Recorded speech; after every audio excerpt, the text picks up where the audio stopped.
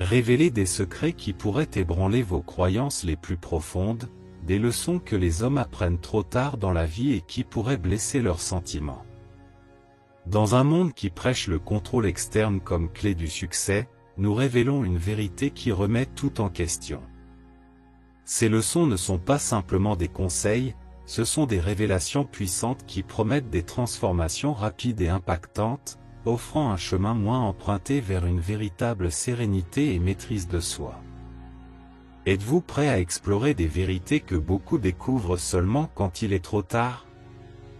Préparez-vous pour un voyage bien au-delà de l'ordinaire, où la curiosité sera votre boussole pour découvrir le pouvoir caché du stoïcisme.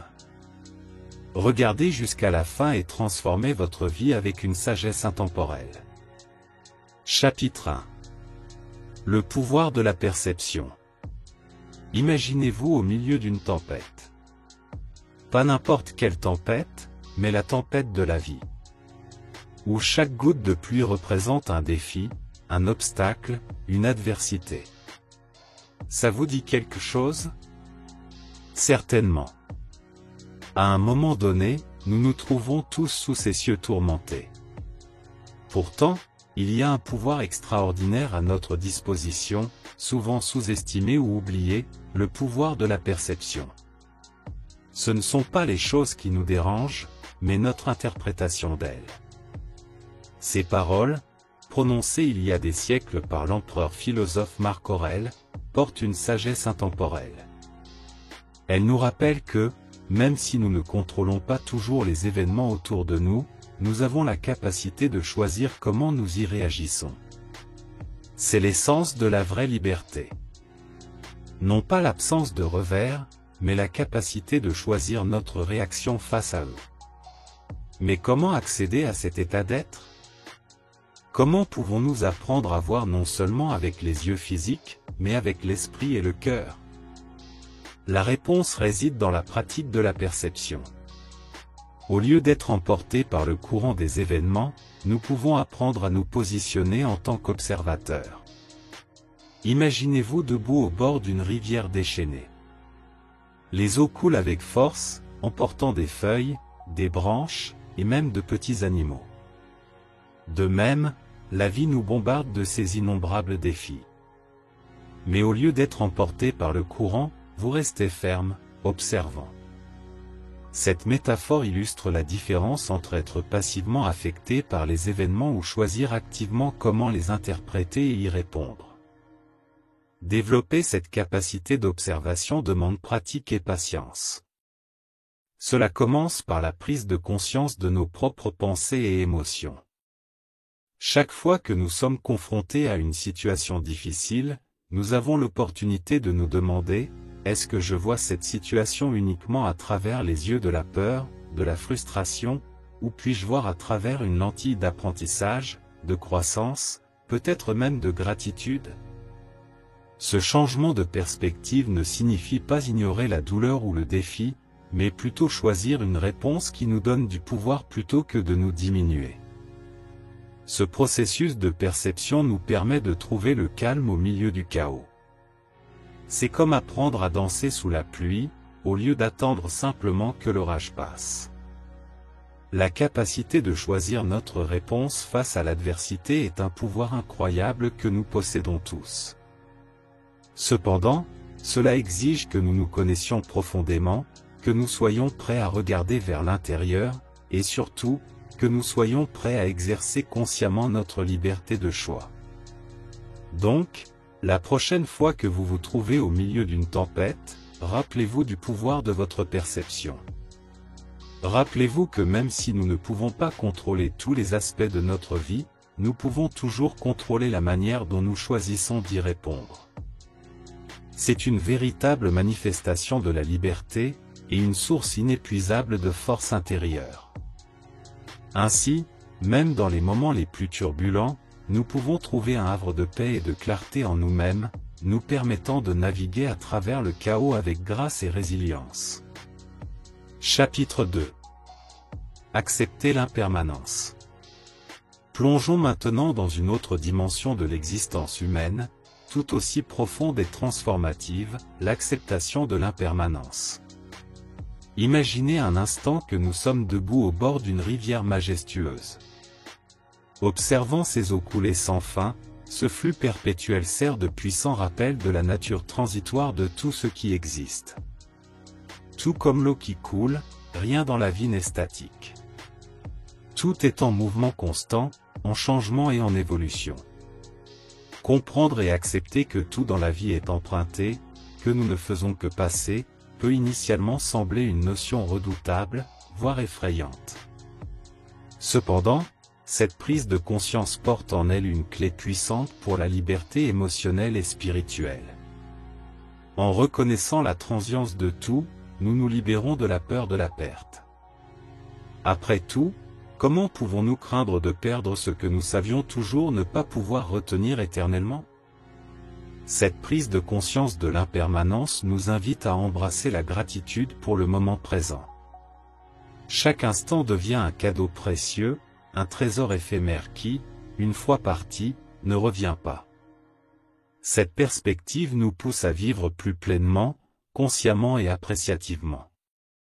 Au lieu de nous accrocher aux biens matériels, aux relations, ou même aux idées comme s'ils étaient permanents, nous apprenons à chérir chaque moment, chaque connexion, chaque expérience pour sa valeur intrinsèque et temporaire.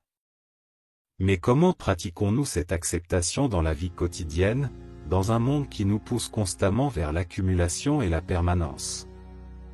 La clé réside dans la cultivation de la pleine conscience, un état d'être présent ici et maintenant qui nous permet de savourer la beauté et l'unicité de chaque moment. Il s'agit de reconnaître que, bien que nous puissions planifier pour l'avenir et nous souvenir du passé, le seul endroit où la vie se déroule réellement est dans le présent. Cette prise de conscience nous conduit à une appréciation plus profonde des petites joies, des subtilités de la vie, qui passent souvent inaperçues lorsque nous sommes focalisés sur ce qui est éternel ou inchangeable. La danse des feuilles dans le vent, le sourire d'un être cher, la sérénité de l'aube, chacune de ces expériences devient un rappel de la beauté éphémère de l'existence. Accepter l'impermanence ne s'agit pas de résignation, mais d'une célébration de la vie dans sa forme la plus pure et la plus dynamique. C'est une invitation à lâcher prise de ce que nous ne pouvons pas contrôler, et à trouver la paix et la satisfaction dans le flux naturel de l'être. En embrassant cette vérité, nous nous ouvrons à une vie plus présente, reconnaissante et authentique. Paradoxalement, en acceptant que tout soit temporaire, nous trouvons une source durable de contentement et de paix intérieure, coulant à travers nous avec la même grâce et facilité que les eaux d'une rivière constamment en mouvement. Chapitre 3 – La valeur du silence. Permettez-moi maintenant de vous guider vers un territoire encore plus intime et révélateur, la valeur du silence. Cet espace est là où la sagesse et la profondeur s'entremêlent, un espace sacré qui, selon les mots du philosophe stoïcien Épictète, nous invite à méditer, parle seulement si ce que tu vas dire est plus important que le silence. Cette guidance n'est pas seulement une leçon de modération dans la parole, mais une invitation à reconnaître et chérir la puissance du non-dit. L'espace entre les mots, où la vraie compréhension et l'insight peuvent s'épanouir. Dans un monde saturé de bruit, d'opinions et de discours constants, le silence émerge comme un refuge, une oasis de paix et de réflexion. Mais la valeur du silence va au-delà de simplement servir de contrepoint au bruit extérieur. C'est une porte d'entrée vers une communication plus profonde avec nous-mêmes et l'univers qui nous entoure. Dans le silence, nous ralentissons, nous tournons vers l'intérieur. Et créons de l'espace pour que la sagesse innée émerge. La quiétude nous offre une toile vierge, libre des projections et du bruit des opinions des autres. C'est dans ce vide que la vraie compréhension a de la place pour germer et s'épanouir. Comme un jardin silencieux, notre moi intérieur est nourri dans le silence, permettant aux graines de l'insight de germer et de croître. Ce voyage nous mène à la découverte de notre essence, où les réponses ne se trouvent pas dans les paroles entendues, mais dans la sagesse ressentie. Pratiquer le silence est donc un acte d'écoute active, non seulement envers le monde extérieur, mais aussi envers notre monde intérieur. Il s'agit d'être présent, vraiment présent, afin que nous puissions entendre non seulement ce qui est dit, mais aussi ce qui reste non dit. C'est dans cette écoute profonde que nous commençons à percevoir des nuances, des émotions et des idées qui nous échapperaient autrement. De plus, le silence agit comme un catalyseur pour la créativité et l'innovation. Dans le calme de notre esprit, loin des distractions et du flot incessant d'informations, de nouvelles idées et des solutions créatives ont l'espace nécessaire pour émerger. Comme un lac tranquille qui reflète parfaitement les étoiles du ciel nocturne, un esprit silencieux peut clairement refléter les possibilités infinies de l'univers. Voir le silence non pas comme une absence, mais comme une pleine présence est un art. C'est apprendre à être à l'aise en sa propre compagnie, à prendre plaisir à être avec soi-même, et à trouver la paix et la satisfaction dans le calme. C'est une invitation à ralentir, à respirer plus profondément, et à laisser le silence nous envelopper, révélant des profondeurs de nous-mêmes que nous n'aurions peut-être jamais connues. Ainsi, en valorisant le silence, nous enrichissons non seulement notre monde intérieur, mais transformons aussi notre manière d'interagir avec le monde qui nous entoure. Nous apprenons à parler avec un but et à écouter avec intention, à reconnaître la beauté dans le non-dit, et à trouver la sagesse dans le calme. Et lors de ce voyage, nous découvrons qu'Oftantime, le silence parle plus fort et plus sincèrement que n'importe quel mot ne pourrait jamais le faire. Chapitre 4 : La vertu comme but. Dans notre voyage à travers une compréhension profonde de la vie et de l'être, nous arrivons à un concept qui est parfois éclipsé par la poursuite incessante de plaisirs éphémères et de richesses matérielles, la poursuite de la vertu comme le véritable chemin vers le bonheur. Ce principe, résonnant à travers les âges, nous met au défi de regarder au-delà de l'immédiateté des désirs sensoriels et de l'accumulation de biens, en dirigeant notre attention vers quelque chose de plus durable et véritablement enrichissant, la vertu, contrairement aux plaisirs passagers et aux richesses qui peuvent être perdues ou volées, est un bien inaliénable. Un trésor qui, une fois cultivé, devient une partie indissociable de notre être. C'est l'expression la plus élevée de ce que signifie être vraiment humain, reflétant des qualités telles que la gentillesse, la justice, le courage et la sagesse. Ce ne sont pas simplement de belles paroles, mais des principes qui, lorsqu'ils sont vécus, nous élèvent, nous complètent. Et nous connectent de manière plus authentique avec les autres dans le monde. La poursuite de la vertu nous invite à un voyage intérieur, un chemin de découverte de soi et de transformation personnelle aussi difficile que profondément gratifiant. Au lieu de nous laisser emporter par le flot incessant de désirs et d'aversions qui caractérise la condition humaine, nous choisissons d'orienter notre boussole morale selon des valeurs éthiques et des principes élevés. Ce processus d'affinement et d'élévation de notre caractère n'est pas un voyage solitaire ou égoïste. Au contraire, c'est à travers notre interaction avec le monde et les autres que les vertus sont testées, affinées et manifestées. Dans ce contexte, le bonheur est compris non pas comme une série de moments agréables, mais comme un sentiment de plénitude et d'accomplissement qui surgit lorsque nous vivons selon les normes les plus élevées d'intégrité et de dignité humaine. C'est un bonheur qui est durable car il est enraciné au cœur de qui nous sommes, et non dans ce que nous possédons ou expérimentons externellement. La vraie beauté de cette perspective réside dans son universalité et sa pérennité.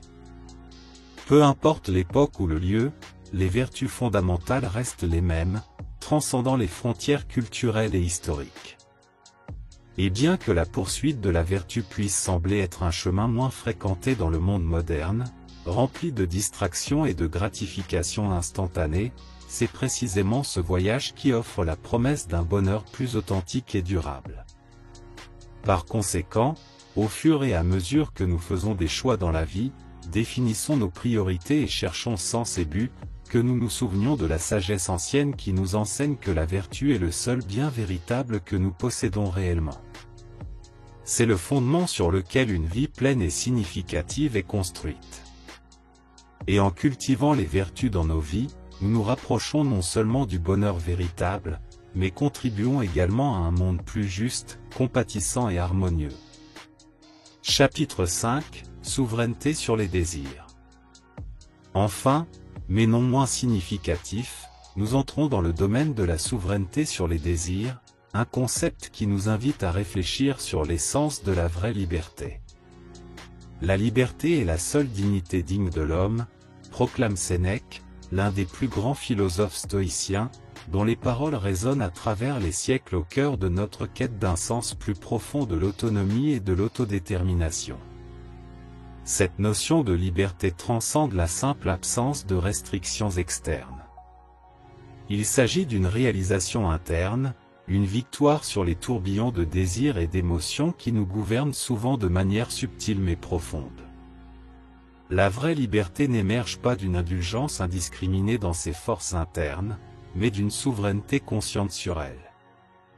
C'est le pouvoir de dire non lorsque nos impulsions les plus primitives crient pour une satisfaction immédiate, et le pouvoir de dire oui à des choix qui reflètent nos valeurs supérieures et notre vision à long terme de nos vies. Dans ce contexte, gouverner nos désirs et émotions ne signifie pas les réprimer ou les nier, mais les comprendre, les questionner. Et quand c'est nécessaire, les rediriger. Tout comme un cavalier expérimenté guide son cheval avec fermeté mais respect, nous aussi pouvons apprendre à diriger nos désirs et émotions d'une manière qui serve nos objectifs supérieurs, plutôt que de nous en détourner. Ce voyage vers la vraie liberté est à la fois intime et universel, invitant chacun de nous à explorer les profondeurs de notre propre nature. En le faisant, nous découvrons que notre capacité à la joie, à la satisfaction et à la paix ne dépend pas de l'obtention d'objets de désir externes, mais de la qualité de notre relation interne avec ces désirs. Lorsque nous devenons maîtres, et non esclaves, de nos impulsions, nous ouvrons les portes à une forme de liberté qui est vraiment digne de la dignité humaine. Cette forme de liberté est révolutionnaire dans son essence, car elle redéfinit le concept de pouvoir. Le vrai pouvoir ne réside pas dans la capacité à exercer un contrôle sur les autres ou sur le monde extérieur, mais dans la capacité à se contrôler soi-même. En ce sens, la souveraineté sur les désirs est la forme la plus élevée de pouvoir personnel, une force qui nous habilite à vivre selon nos principes les plus élevés, indépendamment des circonstances externes. Ainsi, en nous efforçant de maîtriser nos désirs et émotions, nous faisons plus que simplement chercher la discipline de soi. Nous nous engageons sur un chemin de transformation personnelle qui mène à une véritable liberté. Et dans cette liberté, nous trouvons non seulement la dignité de l'être, mais aussi la clé d'une vie de sens profond, de but et d'accomplissement. Par conséquent, puissions-nous tous aspirer à cette souveraineté, à cette liberté, comme l'entreprise la plus noble de l'homme, et dans le processus, découvrir la plénitude de vivre véritablement libre. Si cela vous plaît, ne manquez pas l'occasion.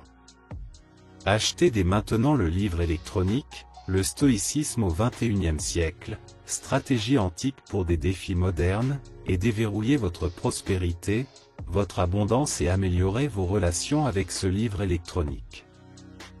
Lien dans le commentaire épinglé. Chapitre 6 – L'importance de l'autosuffisance. En avançant dans notre exploration des profondeurs de l'existence et de l'être, nous arrivons à un concept fondamental pour l'épanouissement personnel, l'importance de l'autosuffisance. Cette idée, loin de promouvoir l'isolement ou l'insensibilité aux richesses des relations humaines et du monde, nous encourage à reconnaître une vérité puissante. La principale source de notre paix intérieure et de notre bonheur réside en nous-mêmes, et non dans les circonstances externes ou les possessions. L'autosuffisance est donc la capacité à trouver le contentement et l'épanouissement en sa propre compagnie, ses réalisations et sa croissance personnelle. Elle nous enseigne que bien que des aspects externes de la vie, tels que les relations, le succès professionnel et les biens matériels, puissent améliorer notre expérience de vie, Ils ne devraient pas être les piliers sur lesquels notre paix intérieure et notre bonheur sont construits. Ces piliers doivent être internes, forgés à partir de notre propre résilience, de nos valeurs et de la poursuite continue de la connaissance de soi et de la croissance personnelle. Cette compréhension ne nous éloigne pas des autres, mais, paradoxalement, nous rapproche d'eux d'une manière plus saine et plus authentique. Quand nous ne dépendons pas uniquement de sources externes pour notre bonheur, nous pouvons nous rapporter de manière plus authentique, sans la pression d'extraire validation, sécurité ou contentement de ces interactions. Ainsi, l'autosuffisance nous libère pour aimer les autres, partager et nous connecter à partir d'un lieu d'abondance interne plutôt que de pénurie ou de dépendance. Cultiver l'autosuffisance est un chemin d'autonomisation personnelle. Cela nous incite à prendre la responsabilité de notre propre vie. Cela ne signifie pas que nous devrions ou pouvons être des îles, complètement autonomes et dépourvus du besoin d'interaction ou de soutien. Au contraire, cela reconnaît que, bien que le soutien et l'amour des autres soient importants, notre capacité à naviguer dans la vie avec confiance et sérénité doit finalement émaner de nous-mêmes. De plus, l'autosuffisance nous encourage à développer une relation de confiance et de respect envers nous-mêmes. Nous apprenons à écouter notre intuition, à honorer nos besoins et limites, et à poursuivre nos passions et objectifs avec détermination. Ce processus de confiance en soi et de respect de soi améliore non seulement notre capacité à faire face aux défis et à surmonter les adversités, mais nous permet également de profiter pleinement des joies et beautés de la vie. En résumé, l'autosuffisance est une force qui nous permet de faire face à la vie avec un sentiment de plénitude et d'achèvement, sachant qu'indépendamment des tempêtes externes, nous avons en nous un sanctuaire de paix, de force et de contentement. C'est la clé d'une vie de véritable liberté, où l'externe est apprécié et valorisé, mais n'est pas la source principale de notre paix et de notre bonheur. Ainsi, en cultivant notre autosuffisance, nous renforçons non seulement notre être intérieur, mais enrichissons également nos interactions avec le monde et les autres, offrant le meilleur de nous-mêmes à partir d'un lieu de véritable abondance. Chapitre 7 : La force du pardon. En plongeant encore plus profondément dans le territoire de la conscience de soi et de la guérison émotionnelle, nous rencontrons une vérité puissamment libératrice, la force du pardon. Cette capacité à pardonner, souvent mal interprétée comme une forme de faiblesse ou de soumission, est en réalité l'une des expressions les plus puissantes de force interne et de sagesse qu'un être humain puisse manifester. Tout comme la métaphore de tenir un charbon ardent avec l'intention de le jeter sur quelqu'un, pour découvrir que nous sommes ceux qui se brûlent, illustre que nourrir une rancune et la rancune nous fait plus de mal qu'à ceux à qui nous dirigeons de tels sentiments. L'acte de pardonner n'implique pas d'oublier ou de justifier les actions qui nous ont causé de la douleur. C'est plutôt un processus de libération émotionnelle, un pas courageux vers la libération de l'âme des chaînes du passé. En choisissant le pardon, nous ne nions pas la douleur que nous avons ressentie, mais nous décidons qu'elle ne définira pas ou ne contrôlera pas notre présent et notre futur. Nous récupérons, en fait, notre pouvoir personnel, refusant de rester victime des circonstances ou des actions passées. Le pardon est également un acte de compassion profonde, non seulement envers l'autre, mais aussi envers nous-mêmes. Il implique de reconnaître notre humanité partagée, d'accepter que nous commettons tous des erreurs, que nous sommes tous capables de causer de la douleur, intentionnellement ou non. À travers le pardon, nous créons de l'espace pour l'empathie et la compréhension, des éléments essentiels pour construire des relations plus saines et plus significatives. De plus, le pardon a le pouvoir de transformer la douleur en apprentissage et en croissance. Au lieu de permettre à la rancune de nous rendre amers, nous pouvons utiliser les expériences douloureuses comme des opportunités pour développer la résilience, la sagesse et une plus grande capacité d'amour. Ce processus n'est ni instantané ni facile. Il nécessite du temps, de la réflexion et souvent l'aide des autres, que ce soit à travers des conversations significatives, une thérapie ou des pratiques spirituelles. La vraie beauté du pardon réside dans sa capacité à guérir, non seulement les blessures du passé, mais aussi à nous reconnecter avec l'essence de ce que signifie être humain. Il nous rappelle que malgré nos défauts et nos blessures, nous sommes capables d'amour, de renouveau et de rédemption. Le pardon est donc une porte vers la liberté, un chemin qui nous conduit hors de la prison du passé et nous ouvre à la possibilité d'un avenir rempli de paix, d'amour et de nouvelles possibilités. Ainsi, en pratiquant le pardon, nous n'allégeons pas seulement le fardeau que nous portons, nous allumons également une lampe sur le chemin de notre propre parcours de guérison et de croissance. Nous choisissons de vivre plus pleinement, libérés des chaînes qui nous attachent à de vieilles douleurs, prêts à embrasser la vie avec un cœur plus léger et un esprit renouvelé. C'est là la véritable force du pardon, la capacité de se libérer, de s'élever au-dessus du passé et de marcher vers un avenir de paix intérieure et d'harmonie. Chapitre 8 : La beauté dans la simplicité. En concluant notre voyage à travers un univers de profondes réflexions sur l'existence, nous tournons notre regard vers un principe qui, par sa nature intrinsèque, nous conduit au cœur de la véritable satisfaction et du contentement, la beauté dans la simplicité. Zénon, avec son observation selon laquelle la simplicité est le plus grand ornement de l'art, nous invite à réfléchir non seulement sur l'essence de l'art, mais aussi sur celle de la vie elle-même. Cette notion nous pousse à reconsidérer nos priorités, à réévaluer ce que nous apprécions vraiment et à découvrir les richesses cachées dans les choses simples qui passent souvent inaperçues dans notre quête incessante de plus. Vivre une vie ancrée dans la simplicité ne signifie pas renoncer au progrès ou à la beauté que le monde a à offrir. Au contraire, c'est un choix conscient de se concentrer sur l'essentiel, de trouver la joie et la satisfaction dans les expériences les plus fondamentales, que ce soit la beauté d'un coucher de soleil, la sérénité d'une promenade tranquille ou la chaleur d'une conversation sincère avec un ami. La simplicité nous invite à ralentir, à être présent et à cultiver la gratitude pour les bénédictions que nous possédons déjà. Cette approche de la vie nous libère des chaînes de la société de consommation et de la perpétuation du désir de toujours plus, nous permettant ainsi de vivre une forme de richesse qui ne peut être quantifiée, la richesse de l'expérience. C'est dans la simplicité que nous trouvons l'espace pour la créativité s'épanouir, pour que les relations approfondissent et pour que la paix intérieure prenne racine. En valorisant la simplicité, nous faisons de la place dans nos vies pour ce qui compte vraiment, nous permettant de vivre plus pleinement et authentiquement. De plus, la simplicité nous apprend à apprécier la beauté dans les imperfections, à reconnaître la valeur intrinsèque des choses les plus basiques, et à comprendre qu'often, moins c'est plus. Cette réalisation nous aide à construire une vie non pas basée sur l'accumulation de biens, mais sur l'accumulation de moments significatifs, d'expériences enrichissantes et de connexions humaines authentiques.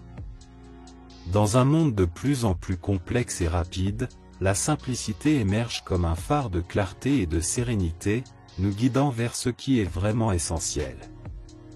Elle nous pousse à remettre en question nos idées sur le bonheur et la réussite, et à redécouvrir la joie pure qui réside dans les choses les plus simples de la vie. En embrassant la simplicité, nous n'enrichissons pas seulement notre propre existence, mais contribuons également à un monde plus durable, conscient et compatissant. Ainsi, puissions-nous tous trouver le courage de simplifier, de débarrasser le superflu et de célébrer la beauté qui réside dans la simplicité. Que ce choix nous conduise vers une vie plus riche, non pas en termes matériels, mais en expérience, en relations et en moments de joie pure. C'est là la véritable beauté de la simplicité, une source inépuisable de paix, de contentement et de satisfaction authentique. Chapitre 9 : La résilience face à la souffrance.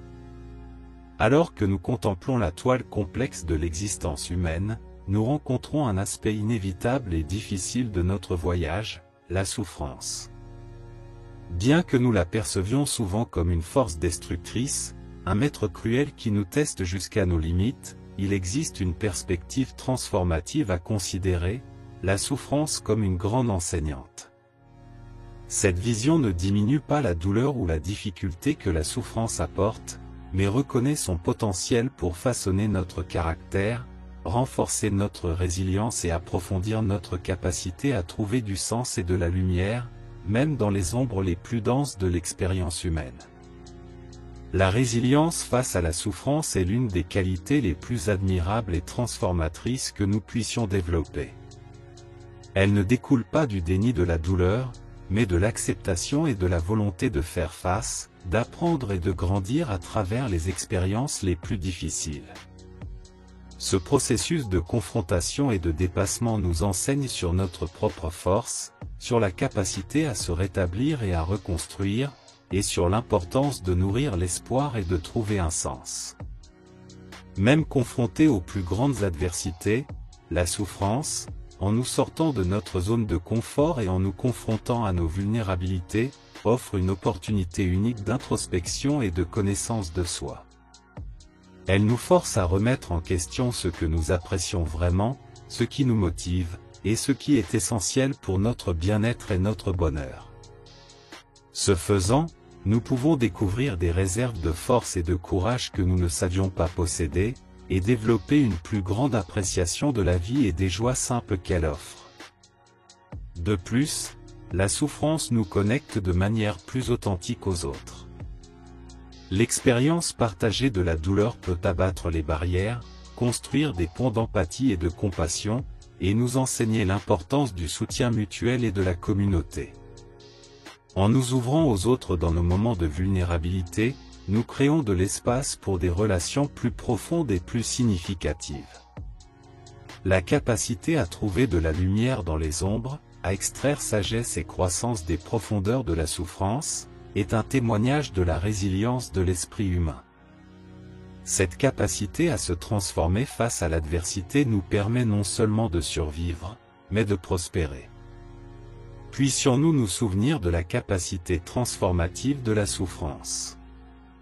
Puisse-t-elle être une enseignante sévère, mais une enseignante qui nous apprend des leçons précieuses sur qui nous sommes, sur la force que nous possédons, et sur la capacité à trouver beauté et sens, même dans les circonstances les plus difficiles. Et à travers ce processus d'apprentissage constant et de croissance, puissions-nous émerger non seulement entiers, mais enrichis, prêts à chérir chaque rayon de lumière qui perce les ombres de notre existence. Chapitre 10 – La pratique de la réflexion. Alors que nous progressons dans notre exploration des dimensions plus profondes de l'être et de la vie, nous sommes invités à considérer une pratique essentielle pour notre évolution et notre compréhension, la pratique de la réflexion. Inspiré par les paroles immortelles de Socrate, une vie non examinée n'est pas digne d'être vécue, nous sommes encouragés à plonger dans l'introspection, un processus à travers lequel nous pouvons évaluer, comprendre et enrichir notre voyage à travers l'existence. La réflexion quotidienne sur nos pensées, nos actions et nos interactions n'est pas simplement un exercice d'auto-analyse. C'est une porte ouverte vers l'amélioration de soi. En consacrant du temps à contempler nos expériences, nos choix et nos comportements, nous obtenons des précieuses idées sur nos schémas mentaux et émotionnels, nos forces et faiblesses, et les congruences et les divergences entre nos valeurs et nos actions réelles. Cet engagement envers un examen de soi continu sert de guide, nous orientant vers une vie plus authentique alignée sur nos principes les plus profonds. Il nous permet d'identifier les domaines de notre vie qui nécessitent de l'attention, de la réforme ou du renforcement, et nous donne les outils pour agir consciemment vers la croissance et la transformation. De plus, la pratique de la réflexion nous enseigne à vivre avec une plus grande présence et conscience. En devenant plus attentifs à nos pensées et actions, nous commençons à remarquer l'impact que nous avons sur nous-mêmes, sur les autres et sur le monde qui nous entoure. Cette conscience accrue nous donne le pouvoir de faire des choix plus conscients, de répondre plutôt que de réagir aux situations, et de vivre de manière plus intentionnelle et significative. La réflexion favorise également l'humilité, car examiner notre vie de manière honnête nous fait reconnaître nos limites et nos défauts. Cela nous ouvre à un apprentissage continu et à la compréhension que, peu importe notre croissance, il y aura toujours plus à découvrir sur nous-mêmes et sur l'infini univers que nous habitons. Enfin, la pratique de la réflexion est un acte de courage. Elle exige que nous nous confrontions avec honnêteté et vulnérabilité, que nous remettions en question nos croyances et suppositions, et que nous soyons prêts à changer. Ce processus peut être inconfortable, mais c'est précisément dans cet inconfort que réside le potentiel d'une croissance profonde et durable. Ainsi, inspirés par la sagesse de Socrate, puissions-nous embrasser la pratique de la réflexion non pas comme une tâche lourde, mais comme une précieuse opportunité de mieux nous connaître, de nous aligner plus étroitement sur nos valeurs les plus élevées, et de vivre de manière plus complète et authentique. Après tout, la vie examinée est une vie vécue avec but, sens, et finalement, une satisfaction profonde. Nous venons de plonger dans des leçons stoïciennes qui remettent en question le conventionnel, mais ce n'est que le début. Vous avez soif de perspectives transformatrices? Abonnez-vous, activez les notifications et rejoignez notre voyage continu à travers la sagesse et la transformation. Ne gardez pas ces révélations pour vous. Cliquez sur « J'aime », commentez votre expérience et partagez avec ceux qui recherchent la croissance. Chaque interaction élargit notre communauté d'esprits curieux. Votre prochaine grande découverte vous attend à un simple clic. Explorons ensemble les mystères de la vie, une vidéo à la fois. Jusqu'à la prochaine fois, continuez à questionner et à grandir. Le véritable voyage est celui que nous sommes sur le point de commencer.